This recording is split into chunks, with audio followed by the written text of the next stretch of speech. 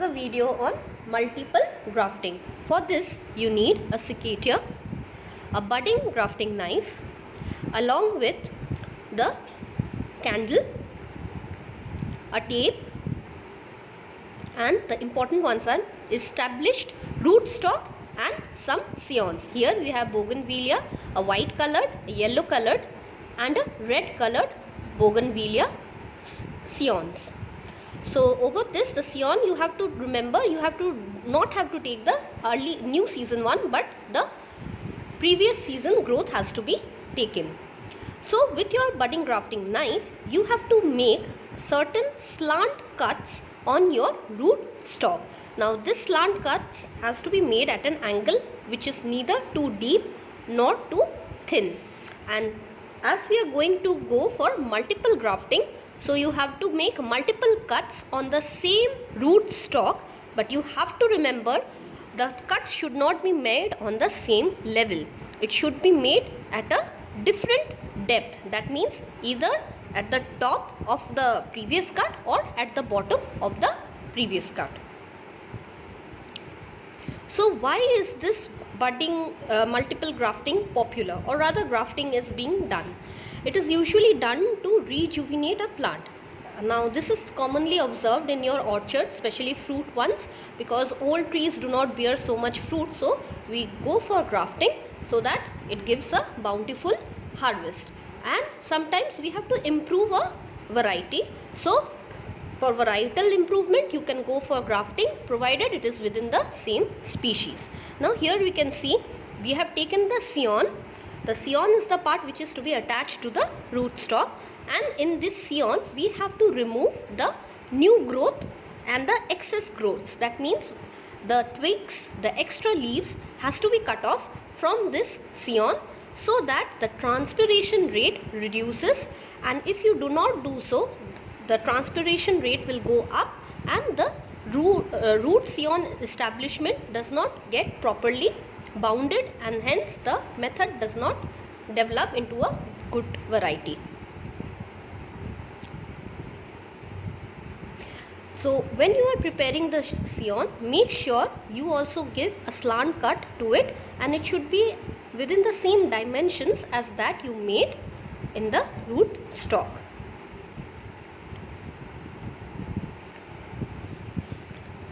So now the scion has been cut at an angle and it is being attached to your root stock.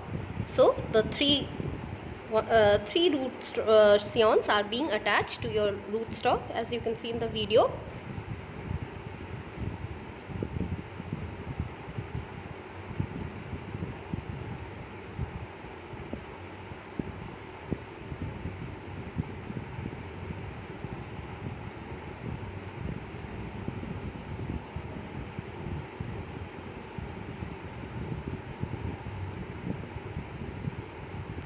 Lastly, you have to secure all these roots scion relationship with a tape.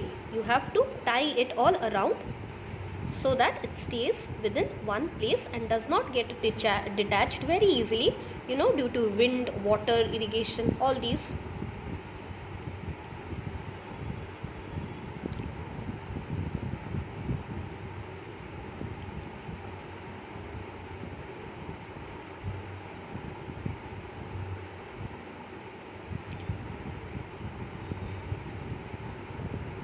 After doing this, you have to light your candle, drip the wax on the open cuts so that it heals and prevents infection.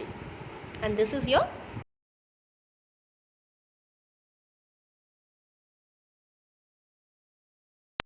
Today we are going to show you potting of plants. Now here you can say a plant which is, we will call it exhibit A. As you can see, the soil is in very good condition. It's friable in texture, that is very good to feel, and the plant is erect with bright green leaves.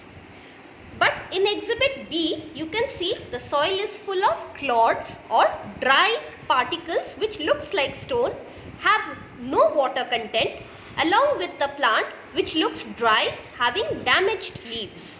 So From these two conditions we can say that soil determines how your plant will grow in your pot by your potting mixture. So for potting we require a pot with hole in the center, a plant with roots and soil intact, vermicompost which is well decomposed and not dry, soil which is very finely milled, some stone pieces, good quality sand and some leaf litter. You can also use coir pit of coconut as well as sawdust. So we take the pot, as you can see there are 3 holes. We put a big stone on the central hole and the surrounding bottom part is covered with small parts of stone, and it should be in a uniform layer. After that we are adding the sand. Now the sand should be poured from a height so that it forms uniformly and at a level. Use your hands to make it a plain level within the pot. It should not be dumped in a central pile. After that we are taking the heap of dry leaves and spreading it in the pot. Following that we are doing a vermicompost soil mixture. As you can see, this is a wrong method because it should be mixed very properly.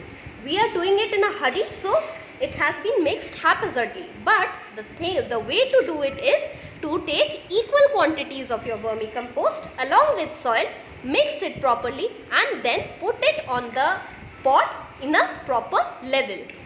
As you can see, the correct method is being followed in the next clip. So after filling the pot to a desired level, you will press the top very firmly, and after pressing it, use your fingertips so that it is very nicely placed and in a proper level. Now we will take a hoe and make a hole in the center. Now this hole should be wide and it should be up to that much depth, which is the root, which is of your plant root length. The roots should not be exposed to the top layer of your soil. So make sure you make the central digging of the hole to a proper desired depth. After that you put your plant in the hole, and the plant should have the roots along with the soil particles attached to it. The roots should not be exposed. Then after putting it in a pot, you have to cover it with the potting mixture which you have kept aside, and here you can see water is being sloshed as an irrigation way. This is a wrong method. Water should not be poured in a huge quantity at one go. Rather, what you will do is that sprinkling of water with your fingers gently should be done, as it is being shown right now. When your irrigation is complete, you will take your pot along with the plant and keep it in the shade to grow healthy. Today we are going to show you potting of plants.